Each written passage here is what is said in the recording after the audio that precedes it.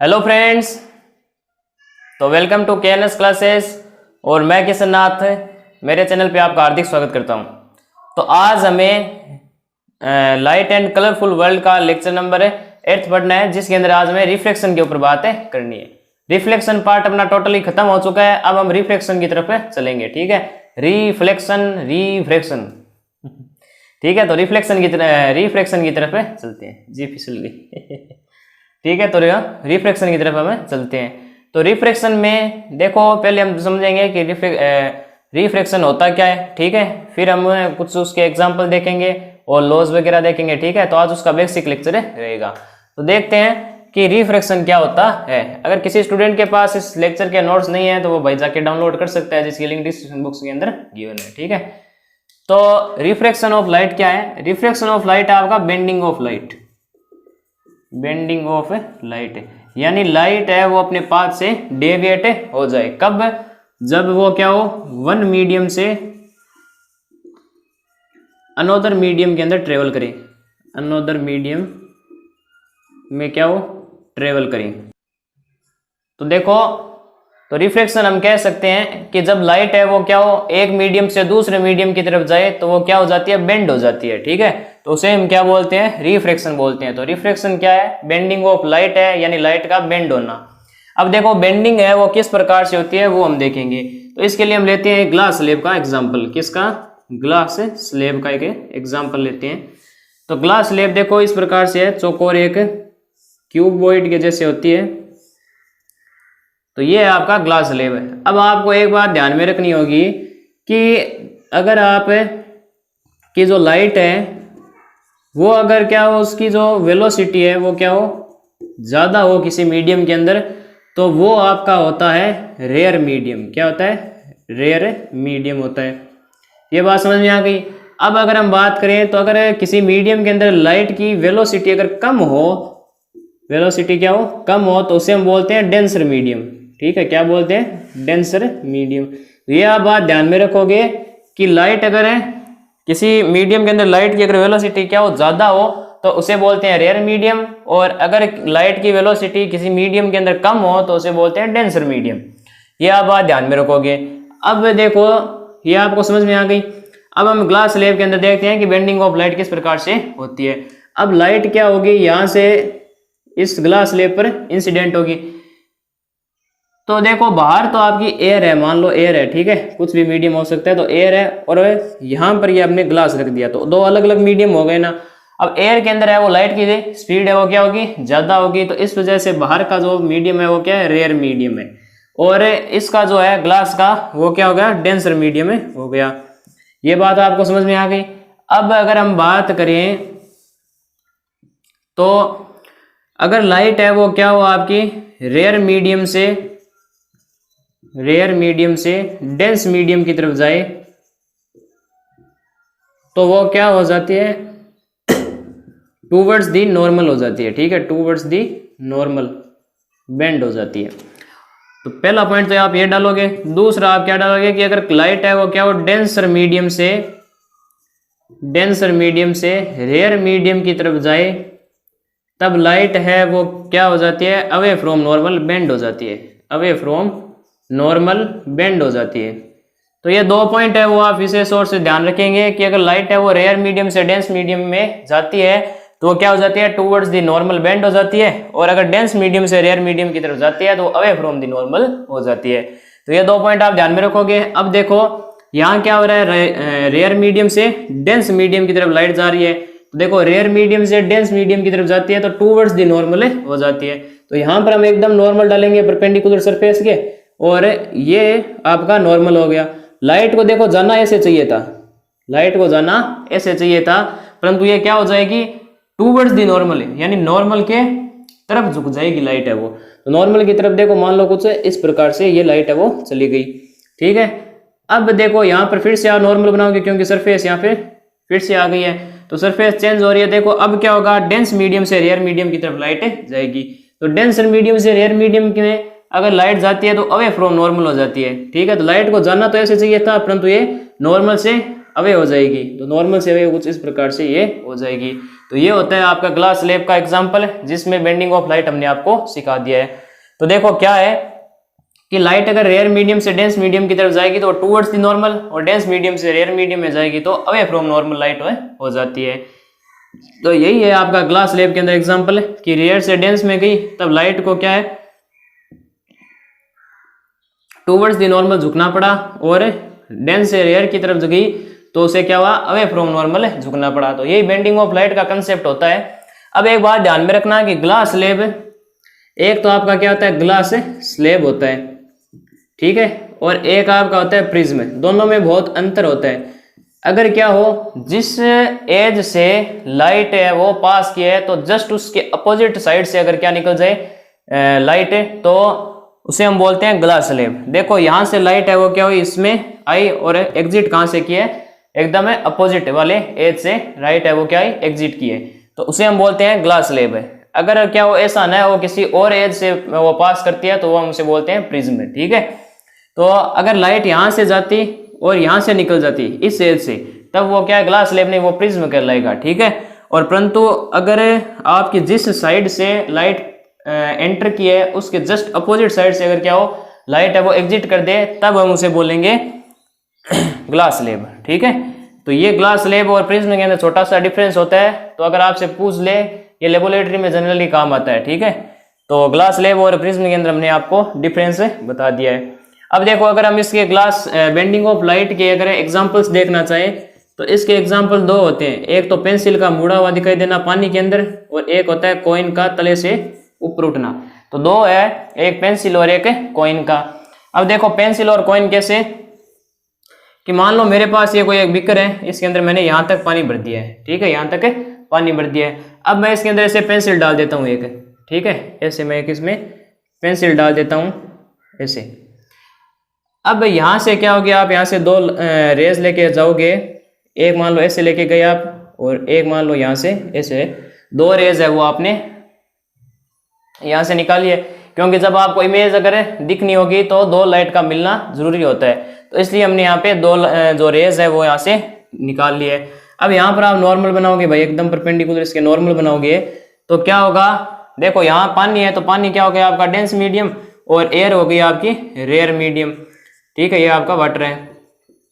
अब जब लाइट है वो डेंस मीडियम से रेयर मीडियम की तरफ जाती है तो लाइट है वो क्या हो जाती है अवे फ्रॉम नॉर्मल हो जाती है। तो ये कुछ लाइट है वो क्या होगी ऐसे निकल जाएगी और ये लाइट है वो कुछ इस प्रकार से निकल जाएगी। तो दो रेज हैं तो दोनों रेज क्या हो रही है इस प्रकार से जा रही है, तो वो आगे कहीं नहीं मिलेगी। तो इसलिए हमें अगर इमेज बनानी होगी तो हम क्या करेंगे, जब ऊपर से देखेंगे तो हमें हमारी जो आंख है उसे क्या है दो रेज मिलनी चाहिए, ठीक है। वो बोला यहाँ पे इमेज नहीं बनाओ या फिर रियल बनाओ, तो देखो रियली तो ये नहीं मिलेगी, तो हमें क्या होगी ये पीछे प्रोड्यूस करनी पड़ेगी। तो पीछे जब आप प्रोड्यूस करोगे जब इमेज कहीं यहीं बनती हुई आपको ऑब्जर्व होगी, तो पेंसिल है वो आपकी कुछ इस प्रकार से यहाँ पर दिखेगी। तो इस वजह से क्या होता है पेंसिल है वो क्या होती है आपकी मुड़ी हुई दिखाई देती है। बस बेंडिंग ऑफ लाइट का ही कमाल है।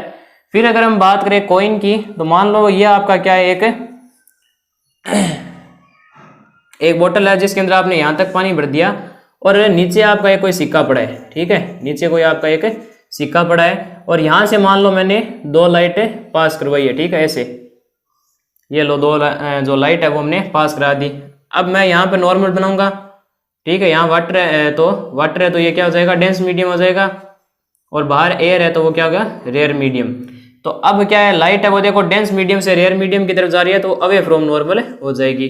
तो ये रेज है वो आगे कहीं नहीं मिलेगी, तो इसलिए मैं पीछे प्रोड्यूस करनी पड़ेगी। और अगर आप पीछे यहाँ पे प्रोड्यूस करोगे तो कुछ यहाँ पर आपका सिक्का है वो दिखाई देगा। अगर यहाँ से आप देखोगे ना ऑफ लाइट ही रिफ्रैक्शन कहलाता है, ठीक है। जब वन मीडियम से लाइट है वो अनदर मीडियम में जाए। फिर हमने कहा कि अगर लाइट की जो वेलोसिटी है जिस मीडियम के अंदर ज्यादा होगी उसे रेयर मीडियम बोलेंगे, और जिस मीडियम के अंदर अगर लाइट की वेलोसिटी कम होगी तो उसे हम डेंसर मीडियम बोलेंगे। अगर लाइट है वो रेयर मीडियम से डेंस मीडियम की तरफ जाती है तो टूवर्ड्स द नॉर्मल हो जाती है, और डेंसर मीडियम से रेयर मीडियम की तरफ जाती है तो वो अवे फ्रॉम द नॉर्मल हो जाती है। फिर हमने ग्लास स्लैब का एग्जाम्पल देख लिया, और बेंडिंग ऑफ लाइट के एग्जाम्पल होते हैं वो पेंसिल और कॉइन है, ठीक है। पेंसिल का मुड़ा हुआ दिखाई देना और कॉइन का वो तले से ऊपर उठता हुआ दिखाई देना। तो ये दो किसके एग्जाम्पल हो गए बेंडिंग ऑफ लाइट के। फिर हमने यहाँ पे आपको ये ड्रॉ भी करके दिखा दिए, ठीक है। तो पहले आप ये नोट कर लीजिए, फिर हम लॉज ऑफ रिफ्रैक्शन की तरफ चलते हैं। तो कर लीजिए।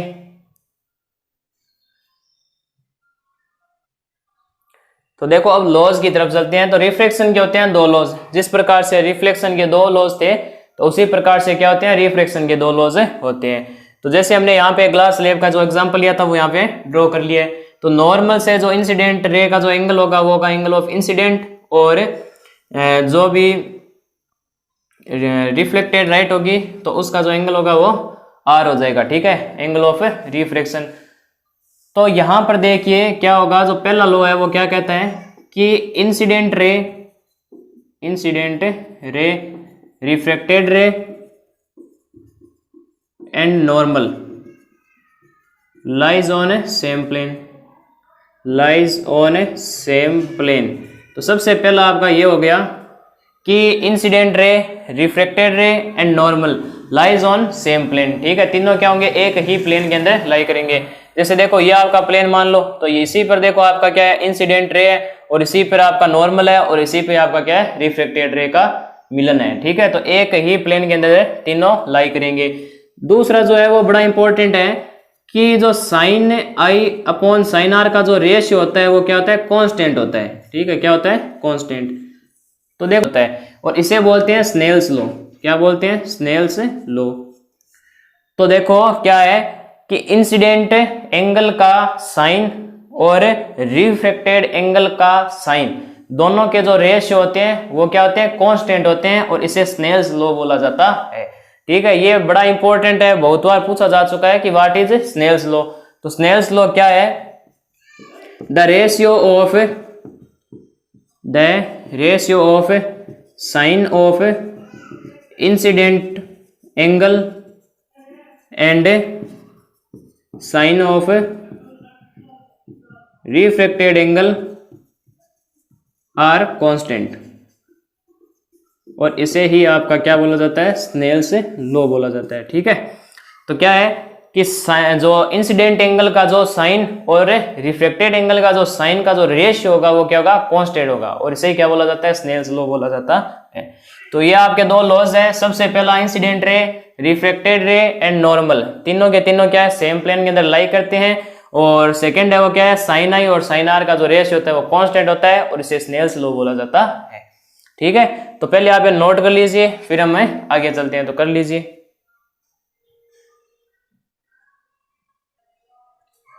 तो भाई अब हम चलते हैं एग्जांपल्स की ओर, या फिर एप्लीकेशन ऑफ रिफ्रैक्शन की ओर, जो क्या है सबसे पहला आपका दे रखा है the visibility of sun before sunrise and after sunset. यानी कि जब आपका जो सूर्य होता है वो उदय होने से पहले हमें दिखता है, और सूर्य जब अस्त हो जाता है तो उससे के बाद भी हमें क्या होता है सन दिखाई देता है। तो वो क्यों होता है? तो वो रिफ्लेक्शन के कारण होता है। कार्य होगा कि मान लो ये आपकी क्या है यहाँ पे अर्थ है, ठीक है। तो यहाँ पर अगर मान लो कोई भी बंदा जो भी खड़ा हुआ है यहाँ पे मान लो इस पॉइंट पे, तो यहाँ से ये क्या आपकी है होरिजिन है, होरिजिन जो बड़ी रेखा होती है उसे हमें होरिजिन बोलते हैं। अब मान लो कि आपका सनराइज हो रहा है और यहाँ पर सन है, ठीक है, यहाँ पर क्या है सन है। आपको अर्थ बहुत बड़ी बनाई है, तो वो तो देखो समझने के लिए है, बाकी अब देखो ये सन है, ठीक है, यहाँ से आपका ये रियल पोजीशन है, इसकी क्या है रियल पोजीशन है, रियल पोजीशन सन की यहाँ पे। और आपको पता है कि अर्थ के अंदर जो एटमॉस्फेयर है उसकी बहुत सारी लेयर्स होती है, ठीक है, क्या होती है लेयर्स होती है। तो लेयर्स है, जैसे जैसे हम क्या हो एयर से ऊपर की तरफ उठते हैं तो वहां पर क्या होता है जो डेंसर मीडियम होता है वो कम होता जाता है, और एयर मीडियम है वो बढ़ता जाता है। तो इस वजह से यहाँ पर क्या होगा ये सन है, और यहाँ से इसकी क्या होगी लाइट रेज आएगी, इस प्रकार से लाइट की रेज आएगी। तो जो रेज होगी वो क्या होगी एटमॉस्फेयर के डिफरेंट डिफरेंट लेयर्स पे क्या होगी टकराती हुई जाएगी। तो रेयर से क्या होगी डेंस मीडियम की तरफ आएगी। तो रेयर से जब डेंस मीडियम में आती है तो वो क्या होती है नॉर्मल से नॉर्मल की तरफ झुक जाती है। तो इस वजह से क्या होगा जो सन की जो पोजीशन होगी वो ऊपर की ओर दिखाई देगी, ठीक है। ये आपका जो है रियल नहीं है, इमेजिनरी पोजीशन है इसकी, ठीक है। तो सन आपको 5 मिनट है वो क्या होगा थोड़ा पहले दिख जाता है, ठीक है, सनराइज के समय। तो ऐसा ही होता है कि कंटिन्यूअसली है वो क्या होगी, यहाँ से ये रेज जाएगी, यहाँ से ये रेज जाएगी, और फिर क्या होगी, ये रेड से डेंस मीडियम की तरफ जाएगी। तो ये क्या होगी, ये मान लो अगर नॉर्मल आप ऐसे बनाते हो, ठीक है, नॉर्मल ऐसे बनाते हो तो ये नॉर्मल की तरफ झुक जाएगी इस प्रकार से, लाइट के लिए है वो। तो एक्चुअली है वो कहाँ दिखाई देगा, ये जो सन है वो यहाँ पर दिखाई देगा। और ऐसा ही सनसेट की तरफ होता है कि मान लो सनसेट आपका यहाँ पर हो चुका है, ठीक है, ये अगर सन की रियल पोजीशन है तो जो इमेजनरी पोजीशन होगी वो कैसे दिखाई देगी कि सेम टू सेम ऐसे कॉपी होगा कि ये रेज है वो क्या होगी, अर्थ की तरफ जाएगी। तो जब आप नॉर्मल बनाओगे तो वो क्या होगी, ऐसे नॉर्मल की तरफ है वो झुक जाएगी। तो रेज है वो एक्चुअली अगर जो इमेजनरी आप जब देखोगे तो सन की पोजीशन कुछ इस प्रकार से दिखाई देगी, ठीक है।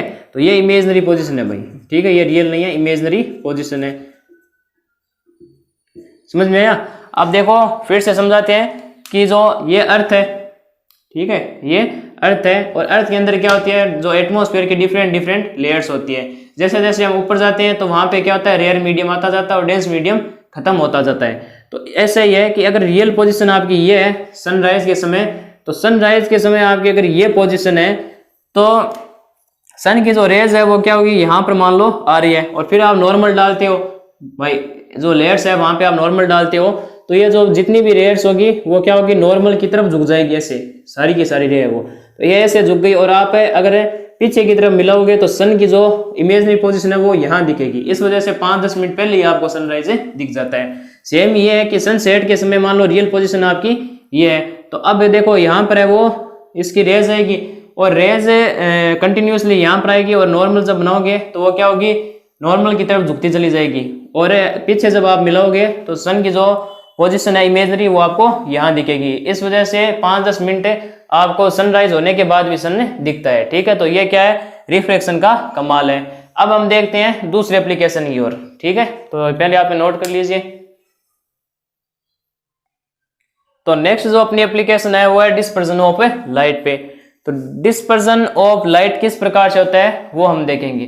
देखो सेकेंड नंबर पे आपके जो बुक में एप्लीकेशन दिया हुआ है वो टोटल इंटरनल रिफ्लेक्शन, तो वो हम है वो अगले पार्ट में कवर करेंगे, ठीक है। के अंदर डिफरेंट पूरा उसके अंदर पॉइंट टू पॉइंट बात करेंगे, ठीक है, उसके एप्लीकेशन वगैरह सभी की। तो वो अगर यहाँ पे डालते हैं तो लेक्चर बहुत लंबा हो जाएगा, तो इससे बेटर होगा कि वो छोटा सा एक लेक्चर आपको बना के दे देंगे। अब हम पढ़ते हैं डिस्पर्जन ऑफ लाइट, जो कि आपका थर्ड एप्लीकेशन बुक में दिया हुआ है।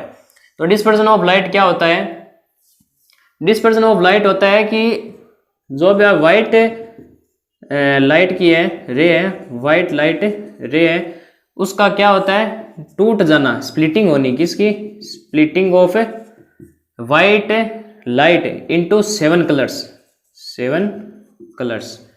तो इसे ही बोला जाता है डिस्पर्जन, कि the splitting of white light ray into 7 different colours is known as dispersion of light. तो डिस्पर्जन ऑफ लाइट यही है कि वाइट जो रे होती है उसका 7 कलर में डिवाइड होना, ठीक है। तो ये किससे होगा, ये होगा आपका प्रिज्म से, ठीक है, किससे होगा, प्रिज्म से। तो देखो मान लो आप ये यहाँ पे लगाओगे प्रिज्म, ये देखो ये क्या है, प्रिज्म है। तो प्रिज्म में अगर आप क्या करते हो, यहाँ से ये मान लो वाइट रे आई है, ठीक है, ये आपकी क्या है, वाइट रे। थोड़ा बड़ा बना लेते हैं। तो ये मान लो आपका क्या है, प्रिज्म है, ये ऐसे, और यहाँ पर मान लो ये कोई रे आई है ऐसे, ठीक है, ये आपकी वाइट रे है, ठीक है, वाइट लाइट की रे है, तो ये ऐसे आई है। अब अगर आप देखो तो ये क्या है, अंदर क्या है, ये जो प्रिज्म है तो ये आपका डेंस मीडियम हो गया, और यहाँ पे क्या है आपका रेयर मीडियम है। तो रेयर मीडियम से डेंस मीडियम की तरफ जब लाइट जाती है तो क्या होती है भाई, अबे टूवर्ड्स दी नॉर्मल हो जाती है, नॉर्मल की तरफ झुक जाती है। तो लाइट को जाना तो ऐसे चाहिए था, परंतु ये क्या हो जाएगी, ऐसे झुक जाएगी। फिर वापस अगर देखेंगे तो डेंस से रेयर मीडियम की तरफ लाइट जाएगी, तो वो क्या हो जाएगी, अवे फ्रॉम नॉर्मल हो जाएगी। और प्रिज्म का यही होता है, प्रिज्म क्या कर देता है, व्हाइट अगर लाइट हो तो उसे 7 कलर्स के अंदर तोड़ देता है, ठीक है। तो यहाँ से 7 कलर है वो आपको दिखेंगे, ठीक है, एक बैंड की तरह, 4 5 6 7 है, ठीक है, 7 है। और इसका जो ऑर्डर होता है वो होता है विबग्योर, VIBGYOR, क्या होता है, VIBGYOR। वी का होता है मतलब वायलेट, आई का मतलब होता है इंडिगो, बी का मतलब होता है ब्लू, जी का होता है ग्रीन, और वाई का होता है येलो, और ओ का होता है ऑरेंज, और आर का होता है रेड। ठीक है, तो ये इसके बैंड के ऑर्डर है जिसे बोला जाता है VIBGYOR, विबग्योर। ठीक है, तो विबग्योर से आपके क्या है ऑर्डर्स है, एकदम इसी ऑर्डर में आपको याद रखने हैं, ऑर्डर को चेंज मत करना वरना आपका पर्सन है या फिर जो क्वेश्चन है वो आपका गलत हो जाएगा। ठीक है, तो ये है डिस्पर्सन ऑफ ए लाइट। देखो वाइट जो लाइट है वो क्या हो रही है, 7 कलरों के अंदर टूट रही है, violet, indigo, blue, green, yellow, orange और रेड। इन दोनों में भी ये 7 कलर्स होते हैं आपके। अब देखो आपकी जो वायलेट और रेड, ठीक है, वायलेट और रेड, ये जो 2 कलर्स हैं ये बड़े इंपॉर्टेंट है। रेड की जो वेलोसिटी होती है वो बहुत ज्यादा होती है, रेड की जो वेलोसिटी होती है वो क्या होती है मैक्सिमम में होती है, और वायलेट की जो वेलोसिटी है वो क्या होती है मिनिमम होती है। और अगर हम आपको बताएं तो वेलोसिटी है वो इनवर्सली 1/, डेविएशन के। ठीक है, डेविएशन के, यानी लाइट है वो कितनी झुकेगी, तो वेलोसिटी है वो इनवर्सली प्रोपोर्शनल होती है डेविएशन के। तो वायलेट की वेलोसिटी क्या है, बहुत कम है, तो वेलोसिटी जब कम होगी तो डेविएशन उसका सबसे ज्यादा होगा। तो इसी वजह से वायलेट जो रे है वो क्या हुई है, सबसे ज्यादा झुकी है। ठीक है, सबसे ज्यादा झुकी है, तो डेविएशन सबसे ज्यादा वायलेट का हुआ है। और फिर अगर हम बात करें तो रेड की जो वेलोसिटी है वो मैक्सिमम है, यानी बहुत ज्यादा है, तो वेलोसिटी ज्यादा है तो डेविएशन क्या होगा, कम होगा। इस वजह से रेड का जो डेविएशन है वो बहुत कम हुआ है। ठीक है, और इस पूरे फिनोमेना को सबसे पहले ऑब्जर्व किया था न्यूटन भाई साहब ने। ठीक है, न्यूटन ने, तो इस वजह से न्यूटन ने वो ये स्प्लिटिंग ऑफ लाइट या फिर डिस्पर्सन ऑफ लाइट का सबसे पहले स्क्रीन के ऊपर इसको ऑब्जर्व किया था। ठीक है, तो यही है आपका डिस्पर्सन ऑफ लाइट। तो पहले आप ये नोट कर लीजिए, फिर हम आगे चलते हैं, तो कर लीजिए।